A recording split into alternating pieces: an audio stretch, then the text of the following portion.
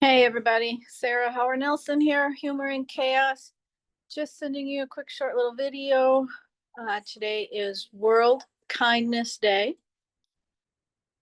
And I am all ready to go. I'm about to walk out the door right now. And I am heading off to a doctor appointment. And I decided to just stop a minute and do this World Kindness Day. We talk about how we never know what somebody else is going through. And so we should not judge people and treat people with decency and kindness. But I want to address particular people that are dealing with chronic illnesses, disabilities, things like that. And what most people know about me, but not everyone, is I have an invisible disability, chronic illness.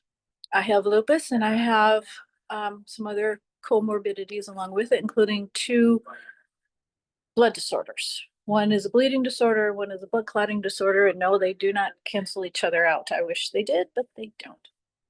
And I am on my way today to the doctor to get one of my monthly infusions to help keep my illnesses under control.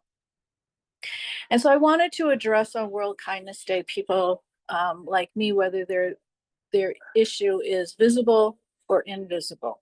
I do, in fact, have a disability placard for days that I'm not mobile. Days that I'm mobile, I don't use it. Days that I am having troubles, I use it. Um, and I also wanted to talk about, okay, World Kindness Day. What if I want to do something for someone in my world who is dealing with an issue, whether it's a health issue or whatever? And we throw out a lot of advice for that, and I've done that too. I've thrown out a lot of the same advice over and over again about how to help them out. And it doesn't really seem to hit its mark, does it? And so now, after having I've had lupus really my whole life, most of my years not knowing it, but I've been actively dealing with it now for 13 years. And now that I have all this experience under my belt, I want to change up my advice for being kind to people who have health conditions. My first bit of advice is, okay, so you want to help someone. The first thing I suggest you do is grab a pen and paper and sit down and have a conversation with them.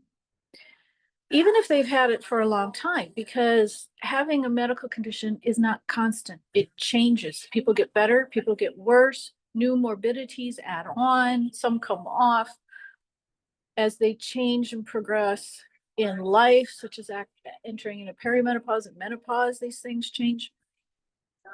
So sit down and ask them open-ended questions. Begin with, tell me about your experience with this disease. And if you don't know, understand the disease, start with that actually. Tell me about lupus. What is lupus? Then ask, what is your experience with the lupus? Then ask the question, is there anything you can think of right now that I can help you with? Because chances are they're going to say no, because they just can't think of anything right now, or they don't want to bother you. But there is a chance they might have something. And take it or leave it. But then go from there. Ask them questions about, well, how do you handle the laundry?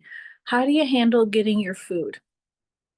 Do you have someone, do you need help to go to the doctor? Does someone, take you to the doctor? What is your experience? Actually, a better open-ended question would be, what is your experience when you go to the doctor? What is your experience when you go to the grocery store? Ask the open-ended questions, not so much the yes and no questions. If they just give you a yes or no question, they're not going to open up. But if you ask them a question in terms of a way where they have to describe or explain something, they're going to more likely open up. Take notes, take active notes. And then don't try to necessarily think of something on the spot. End the conversation with, you know what, I'm going to take this home and I'm going to look at it. I want to, and don't make a promise. Don't make a promise. Don't say, well, I'm going to promise to handle this for you or do that. Don't make any promises. Take it home and look at it. Look at it in juxtaposition with your own life. Because you know what? You've got your life too. Those of us who are sick, we don't want you running yourself into the ground.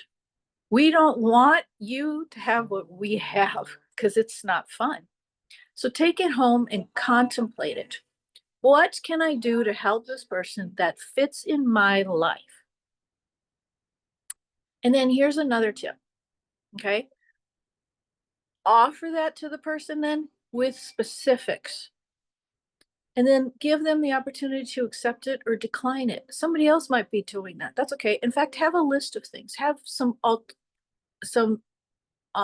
offerings, like an ABC offering. I can do this or this or this. Keep it or. Start small, go bigger if you can and if you want, and if it's good for both of you.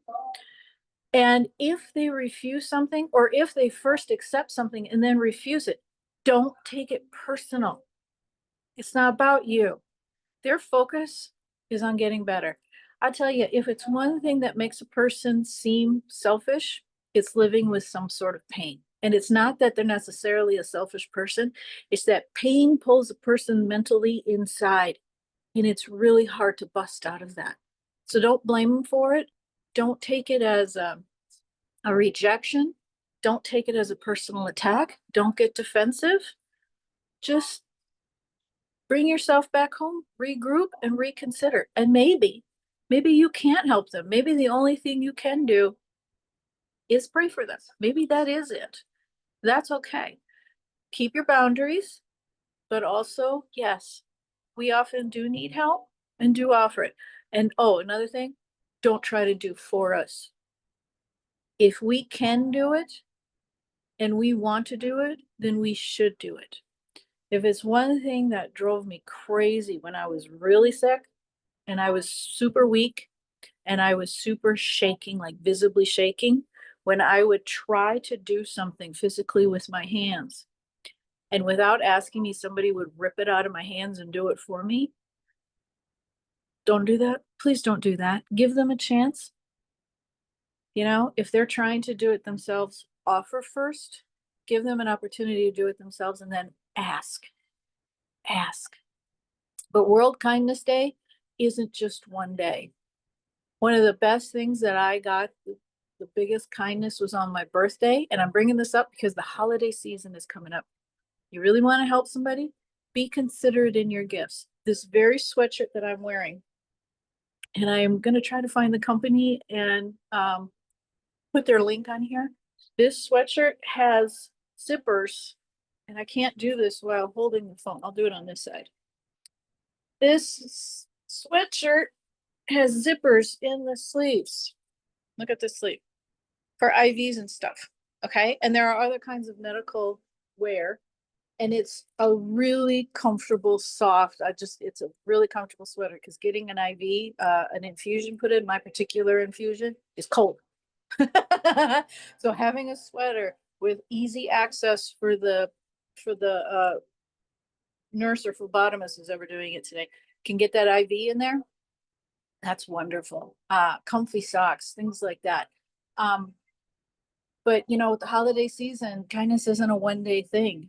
Think about it throughout the year. Maybe instead of rushing out to do something today, instead take this day to plan something.